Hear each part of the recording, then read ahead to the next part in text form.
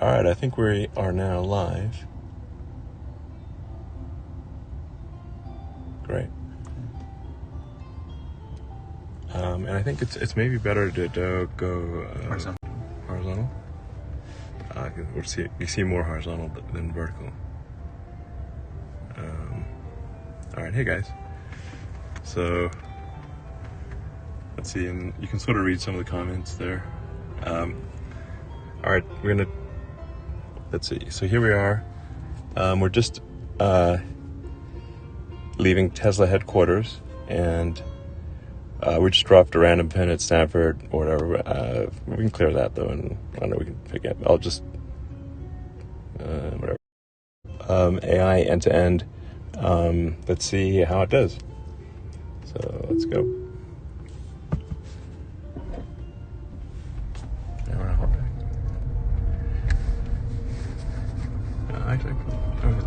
Well, let's see.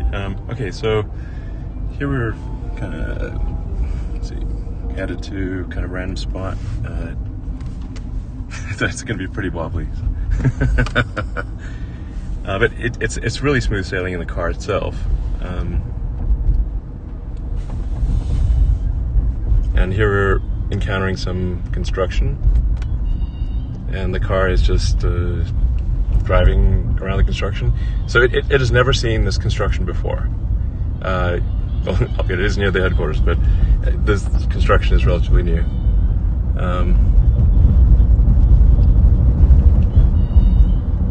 Let's learn exactly the right lane. But now it's going over to the right lane. Yeah, okay, great. You can see the destination. Yeah, okay. Hopefully nobody meets us there.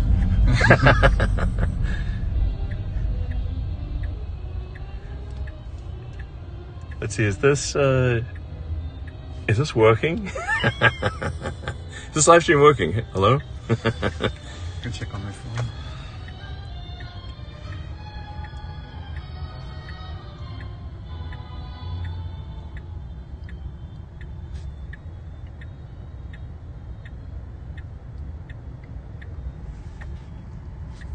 I think it's working. We are at this intersection.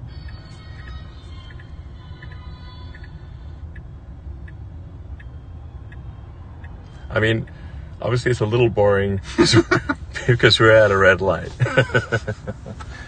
And there's a lot of traffic at this time. So, I don't want to bore people to death here, but we're just sitting at a red light in Palo Alto.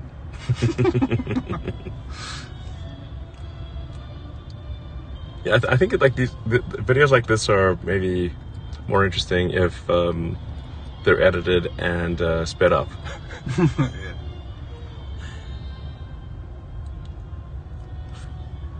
Let's see, I'll try to answer comments if I see comments.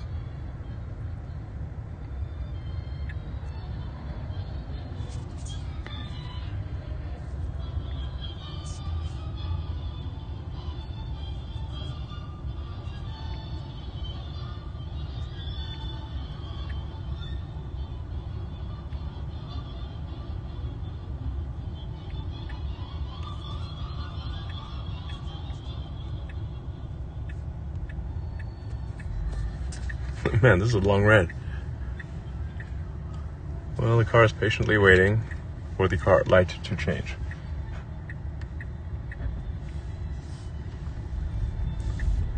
And, yeah.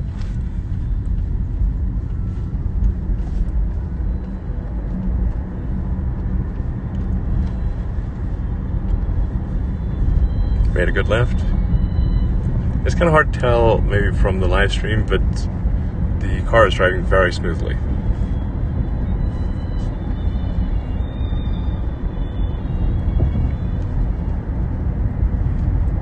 I think I'll will rely on others to take this video, edit out the boring bits, and speed it up.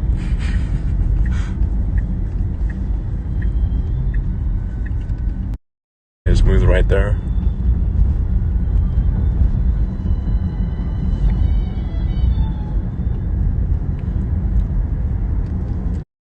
entirely AI and cameras.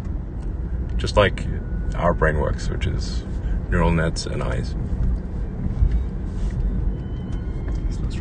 Yep, I just slow down for a speed bump, which is cool. I just slow down for another speed bump. And we did not program in. There's no line of code that says slow down for speed bumps. So it is doing this based entirely on video training. Yeah, I went around the bicyclist. Yeah, and there's a bicyclist. Again, there is no line of code that says give clearance to bicyclists. It is just doing what people do. It can read science without ever being taught to read.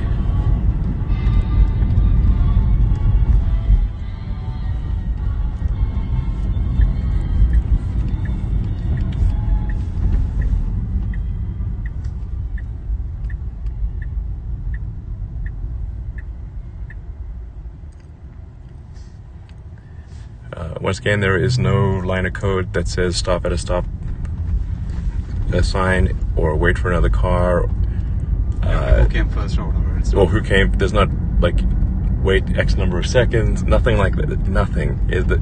This is all nets, baby. Nothing but nets. Yeah.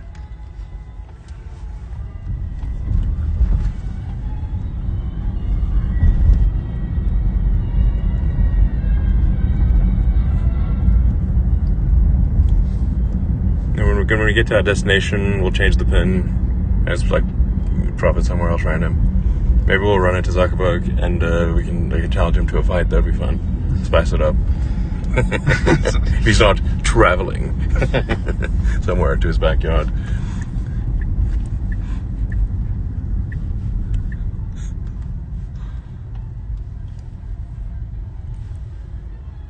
So here we are at a roundabout.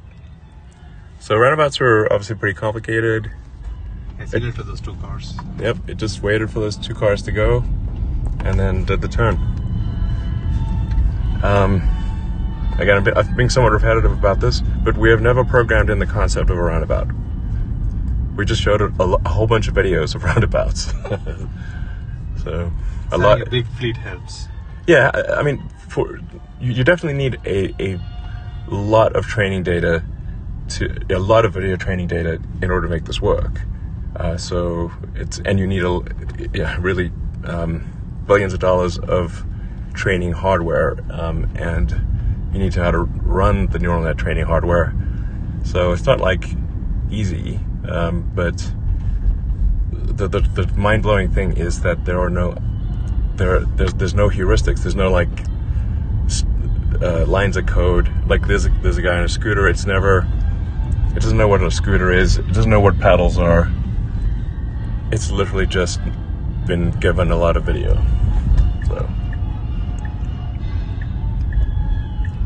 and it's doing all of this on hardware 3 with about 100 watts of inference compute. So it's not like, obviously, it's not some like massive data center. And if we were offline, there would be no difference. This is locally. All the inference that's happening is local. It does not need an internet connection, and obviously that's necessary because if you lost your cellular internet connection, the car needs to drive safely.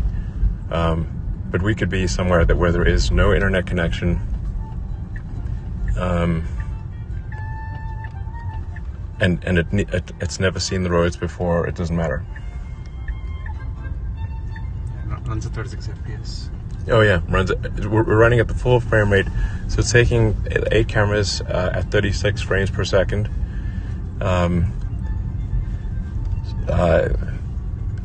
Yeah.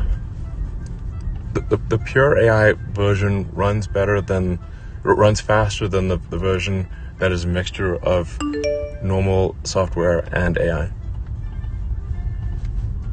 In fact, it would run it faster than 36 frames per second, except the cameras are currently only capable of 36 FPS. Our current, back of the envelope frame number is we think it could probably run at 50 frames a second, And yeah, so but the reality of the roads are basically designed around 24 frames a second. Basically, it's similar to we got to the end, got to our destination, so I'll just pick a new destination here. Yeah, there's like some sort of random place here. Yeah, wherever, somewhere.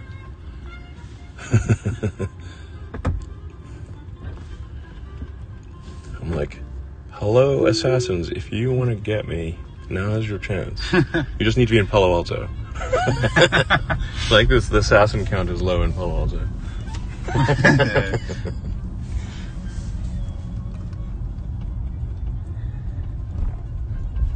So we're just, Ashok just dropped a sort of random pin. We don't know where we're going really.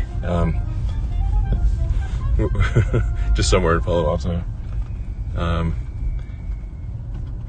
But it's just also worth noting, and Ashok, you may want to actually sort of provide some commentary as well. But we've got test drive, Fsd V12 test drivers around the world. So we've got people in, I think, like New Zealand and like Thailand and Norway, Japan, everywhere. Because you should generalize. The concept of driving is general. You don't need to like just do it in the US. You could do it everywhere simultaneously. Right. Exactly. Just like a human can go travel to a country they've never been to before and rent a car and drive around and be, maybe not quite as good as someone local, but you can still rent a car in a foreign country and drive around. And we just have like some students over there that one of them stumbled briefly into the road and the car drove around them. A lovely day in California, the beautiful Stanford campus. Playing a little Four Seasons.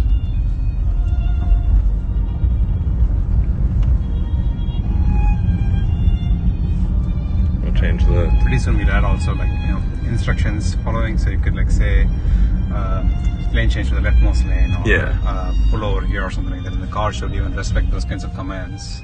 Yeah, exactly. So so here we're at a roundabout. The car is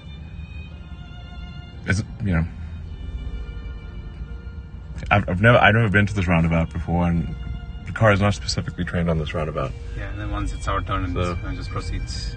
Yeah, exactly. So it waited for the correct amount of time, drove smoothly around the roundabout. Again, I will be somewhat repetitive, but there is no line of code that says this is a roundabout. There is nothing that says wait, X number of seconds, which is what we have in the explicit control stack. That's the sort of version 11. There's over 300,000 lines of C++ in the explicit control stack of version 11, and there's basically none of that in version 12. Yeah, and just because there's no lines of code doesn't mean that it's not controllable. It's still like quite controllable on what you want by just adding data. Now you have to program with data instead of programming with code.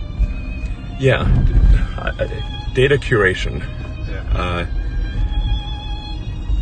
And then whenever we find that there's something, say if the car doesn't perform perfectly, we give it more examples of what it should do in that situation, and updates the weights, and then it works. Yeah, and also we have labelers cleaning and making sure that all the data that goes in is like the good driving data, not like the bad drivers from the world. There are bad drivers. Yeah, absolutely. It's very important. The quality of the data is very important. So large amounts of mediocre data do not improve driving. Yeah, it's quite the opposite actually. Yeah, it makes it worse. So that's why the data curation is actually quite difficult. And I should say there is quite a bit of software around what data, so selecting what data to train the system with.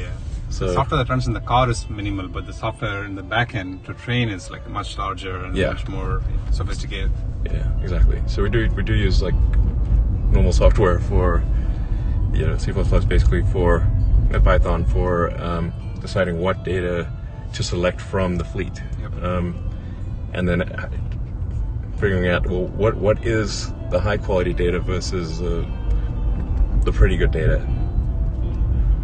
Yeah, and once we have a model, we also ship those models in shadow mode to the cars, and then every time it disagrees with what the user did, exactly, then you can like, get the data back, and then kind of that is more valuable than just collecting random data. Yeah, exactly. So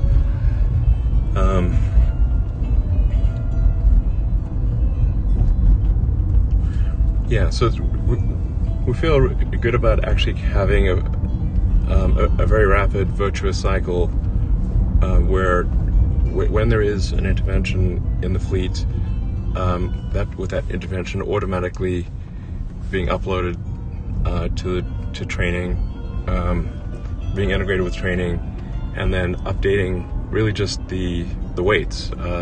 So it's not the binary that's changing, it's the weights. Or not the execution binary, it's just really for the weights. Yeah.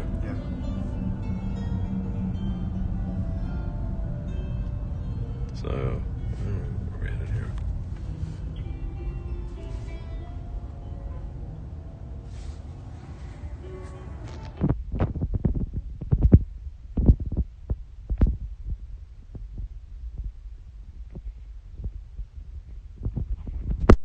So I have not intervened once, and the drive has been butter smooth.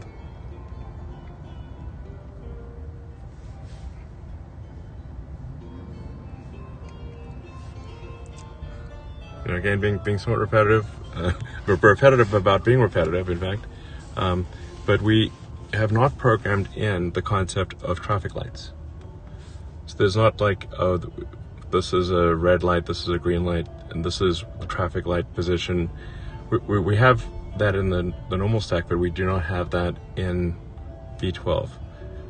This is just video training. Like I said, nothing but neural nets. And yet it knows which light applies to it. And it stops at a red light, accelerates at a green light. Now, one of the sort of maybe slightly funny challenges we've had is that since the car is being trained on what humans do, humans almost never stop fully at a stop street.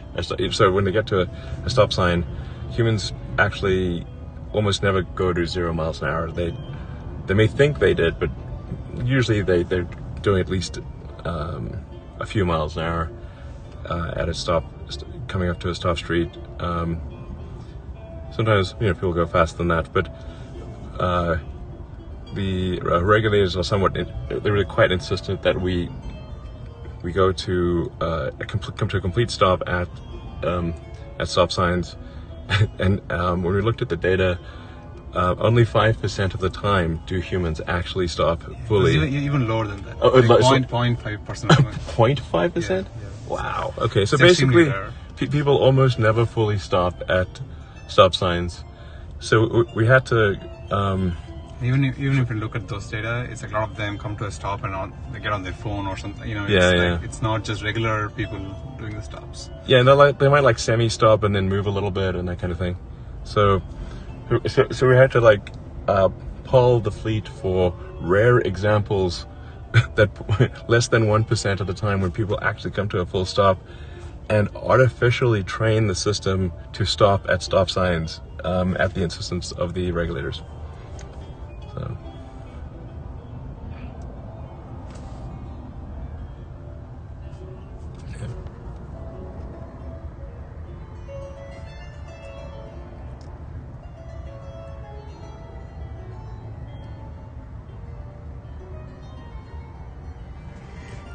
Like I said, this is a little slow because we're driving around in basically rush hour. Intervention. Sorry. Okay, so that's our first intervention. because the car should be going straight. Yeah, so this model has small regression in the traffic lights. We just have to oversample the traffic lights. Yeah. Okay. So, that's why we don't release it to the public yet.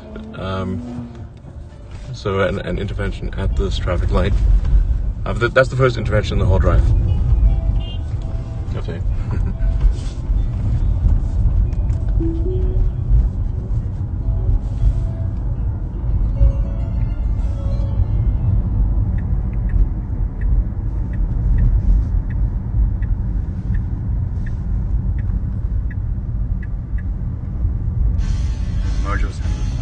Yeah, so it just did a merge, traffic merge, super smooth.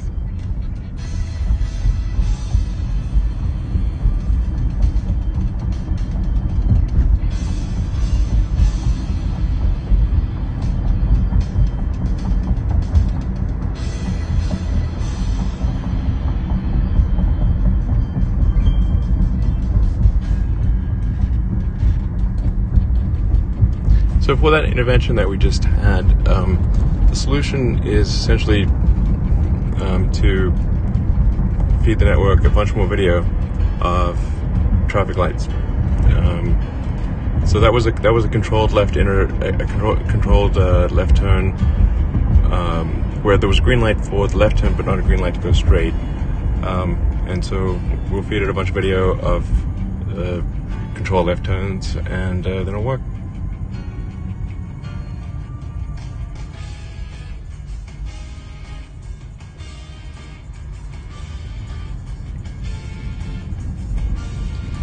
In the next 2 weeks, we're going to release a shadow mode release where we're going to run this network in the background and then check when, for example, in this case, we would have wanted to go, but then the driver would not have gone. So we can just check that, okay, and then we get the data back into the labelers, and the labelers say who was correct. Yeah. Yeah, and that helps know that we should not have gone. So you don't have to even get the intervention. You can just passively observe what we want to do, and this is what happened in reality. Right.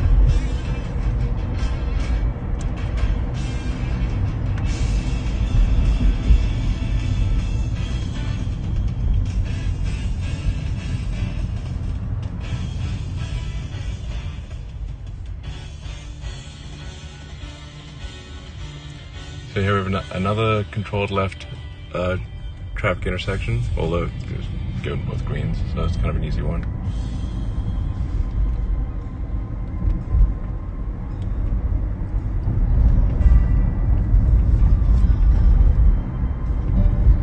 The smoothness of the control, the car, just how smoothly the car is behaving it's hard to convey, I think, on camera, but it's just super smooth. Yeah, you have to feel it, really. So now it's making a left turn. So it's gotten itself into the left turn lane. Again, we've never programmed in the notion of a turn lane or anything like that, or even a lane. We doesn't even know what we've never. There's no line that says there's no line of code about traffic lanes at all.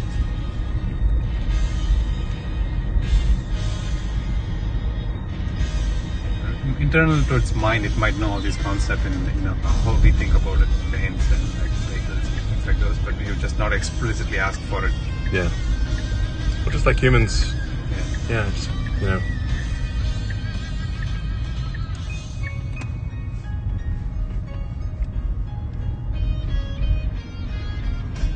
Alright, we've arrived at this random pin.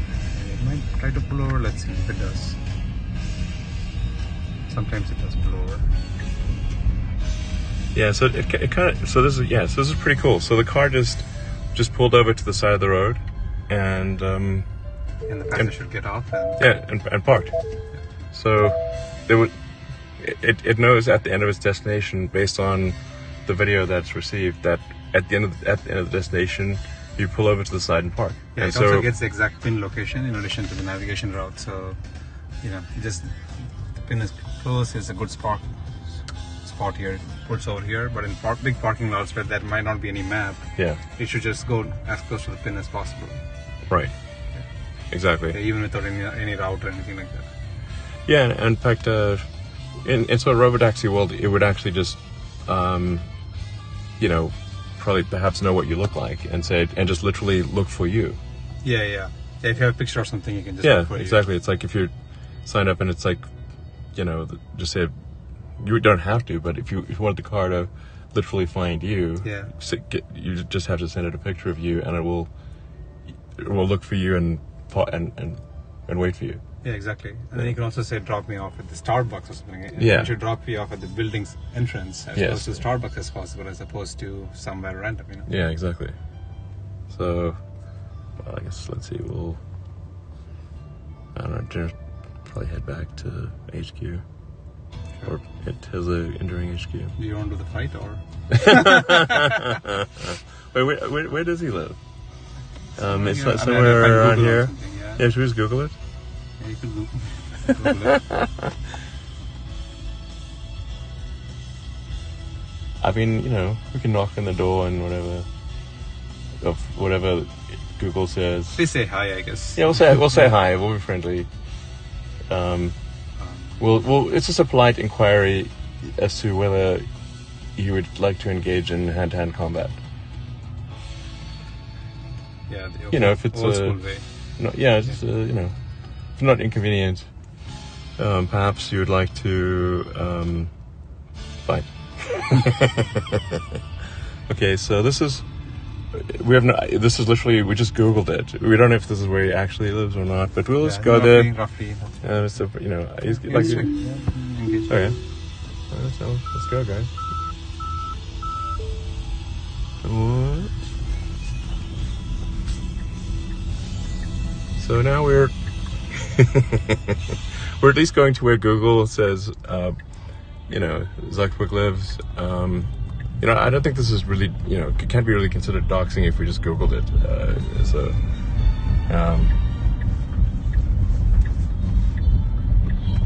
we'll see if it's the drive correctly to where Google thinks you live.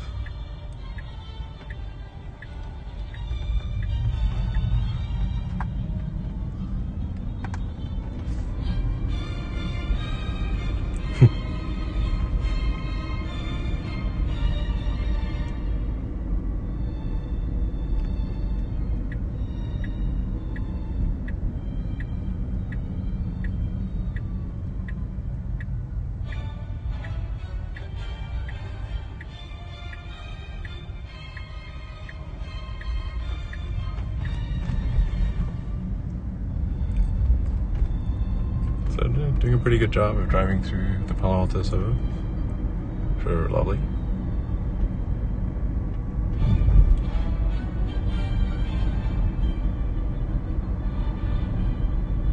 Even the speed is just, everything is automatic. Right. Oh, is it going to stop? Yeah. Okay, good. Stopped at the red line. Yeah, it was a late yellow, so it's just like... Yeah.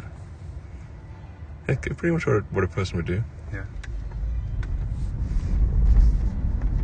Some cyclists over there.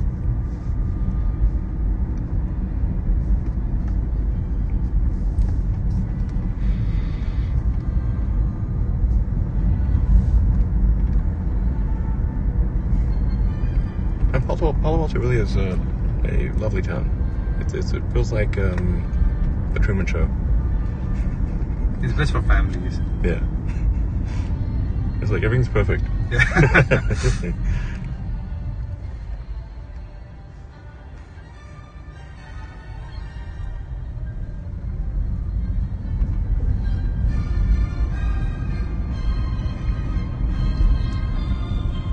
I'll turn it to so I can see the comments. Yeah, there's no lane drifting. It's super smooth in the lane.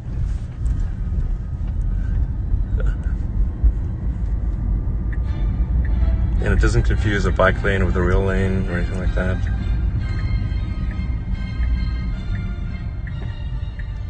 Yeah, the ride is super comfortable.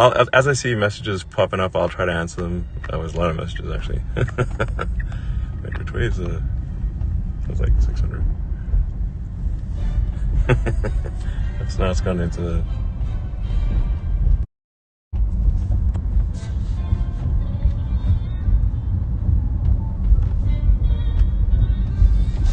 So here we are, headed to like Edgewood Drive. We don't know if this is actually where he lives or not.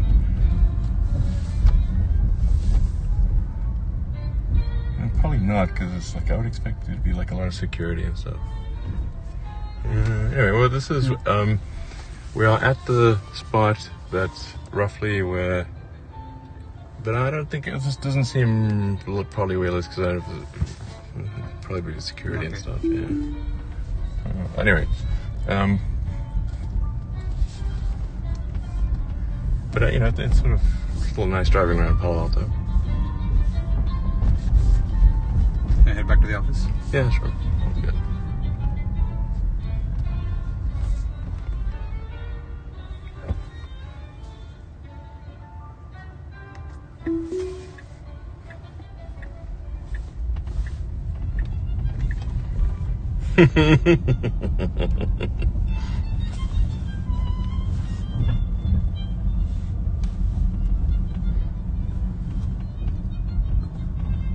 Zuckerberg did say, like, name the date in bold letters or whatever on,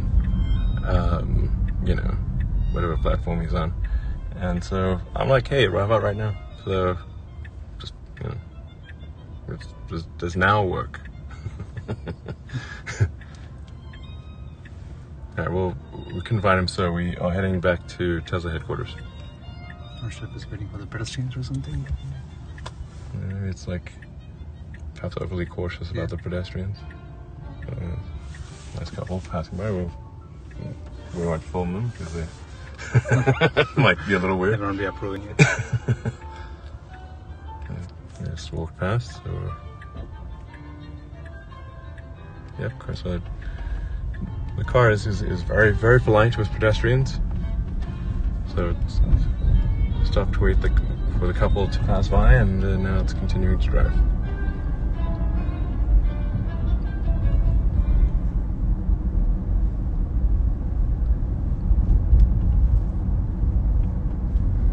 So here we are in Palo Alto, driving on Pure AI.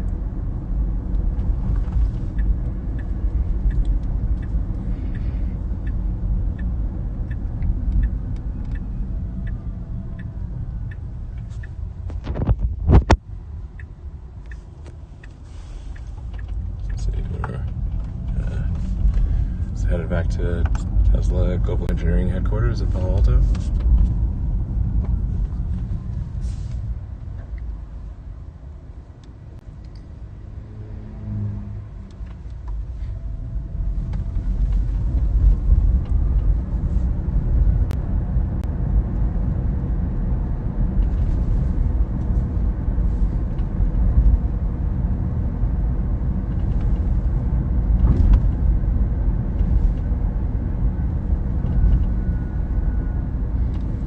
How does it react to low visibility conditions is one of the questions. Yeah, like at night and stuff, I suppose, or rain and snow. I think it works as we would expect it to. It like slows down rain and then drives at lower speed. And for occluded intersections, it kind of like crawls forward and then checks, if the vehicle's coming. That's one of the areas that we're trying to improve even more than just doing it right now. Yeah, one of the reasons we definitely need training from all around the world is that the weather in California is amazing, and it's as the song goes, like basically never rains in California. It's like sunny and nice almost all the time. And the drivers are pretty nice too. The drivers here are quite polite. So we need some aggressive drivers and also pedestrians. Yeah, exactly. Like we need situations where like there's a parade or a crowded situation or whatever. A lot of pedestrians for whatever reason. Yeah, we want to be safe, but also confident and be competent. We don't want to be too skittish and like hit the brakes all the time. Yeah, it was like unnecessary. Yeah, but it's winter basically in New Zealand, and so we have like this snowy conditions there that we can train in. There's a bicyclist. It's a little tight. That's okay.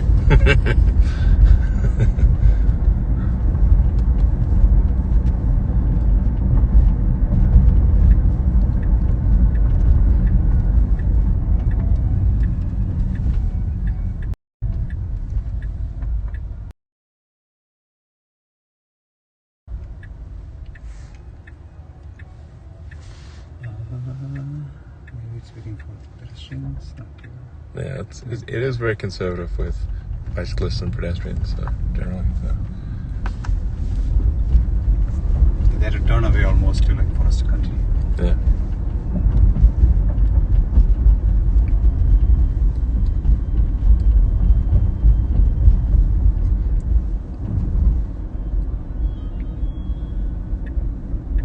It's interesting. This is like an unprotected turn for us.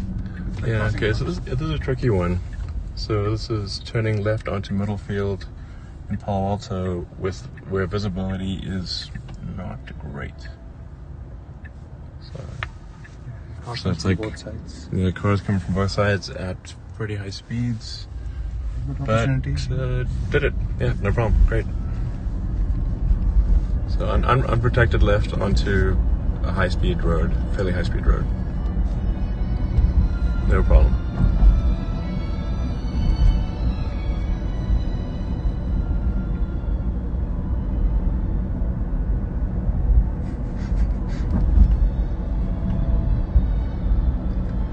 Yeah, so V12 will be, I would say, actually smart summon, ASS. Yeah. Internally, we also call it like revenge summon almost, because you want someone to be so much. The first summon was okay, but this summon is going to be so good that I call it actually smart summon. Actually smart summon. ASS. It's like, don't you want some ASS? Of course you do.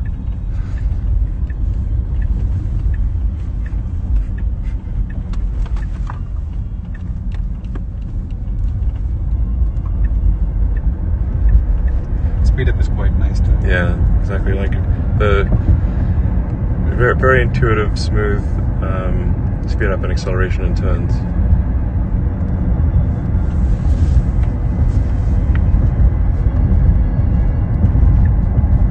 Yeah, even the set speed is just set to some max value. Yeah, exactly. It's currently set to 85, but it's ignoring the set speed. It's driving at what would be intuitively the right speed for people to drive at. Yeah, you did a lane change to get into the faster lane. Exactly. So there's two lanes here.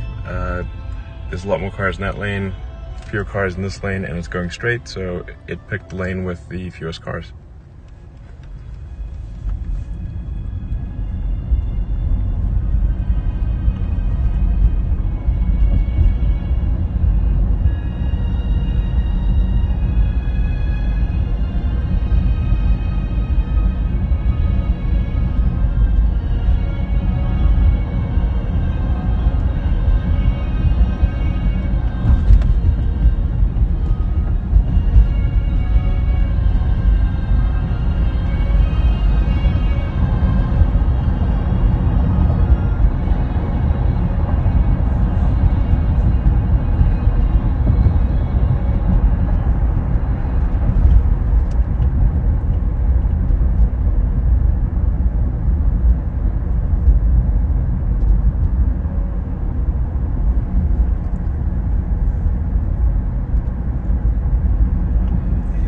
Following it typically, the distance and the velocity and everything, acceleration, there's nothing here, and it's able to follow the vehicles. Yep, exactly. There's no explicit distance that's programmed in for how close you should be behind a car. It's again just video training. Yeah, it's intuitive, just intuitively. These speeds, and this is kind of the right following speed. Like what would humans generally do, and it picks a reasonable follow distance and does that. Yeah, the nice thing is, for bad weather conditions, for example, it will automatically increase the speed. Yep. And if or decrease the speed. Increase the distance. Distance. Yeah.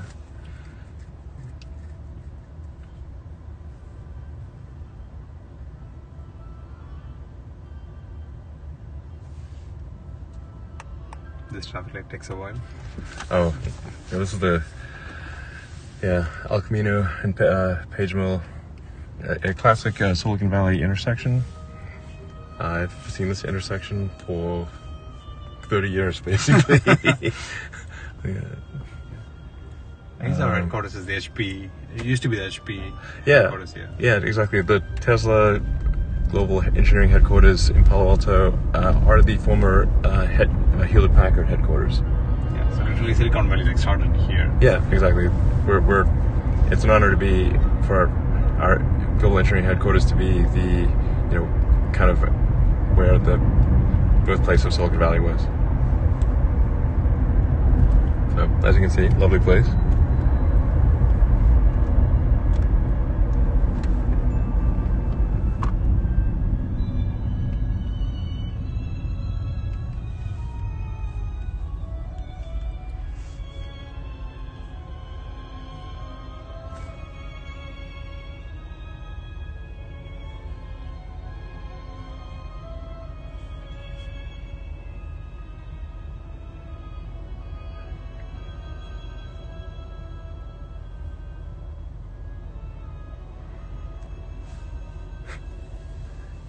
So we'll see how it does in the parking lot. So, because parking lots are complicated, especially the Tesla parking lot, which is jam-packed.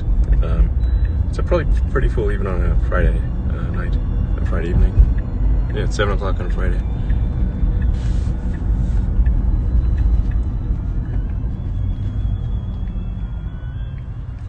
Yeah, this is a fairly tricky light. So you got two. Controlled lefts and two straight, basically two turn lanes and two straight lanes.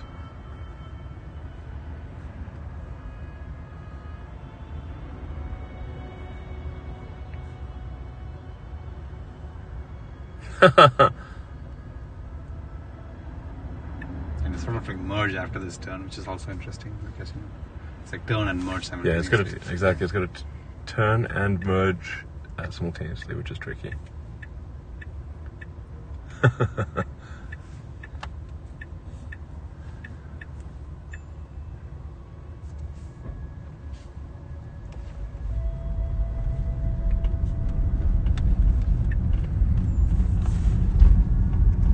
Yeah, cool. Nice. Real smooth merge.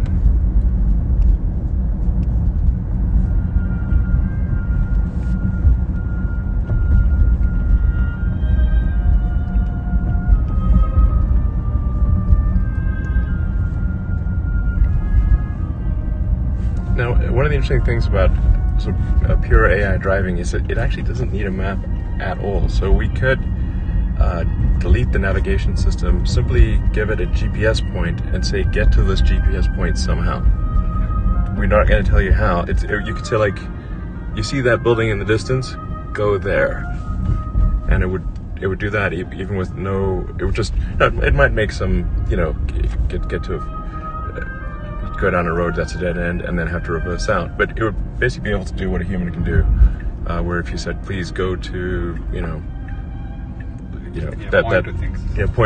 point at something and go there.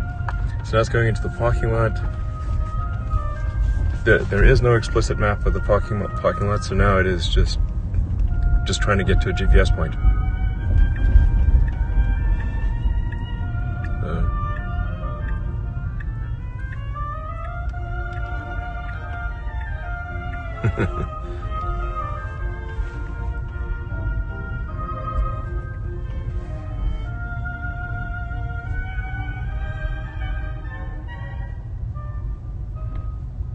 Yeah, they're putting new superchargers here for the cars. Okay.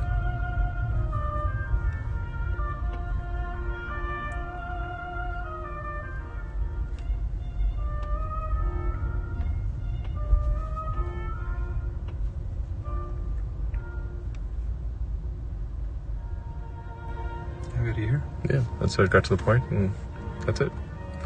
Alright, so that was the Fsd V12 beta drive. Super smooth. One intervention, which we'll fix with a bit more training data.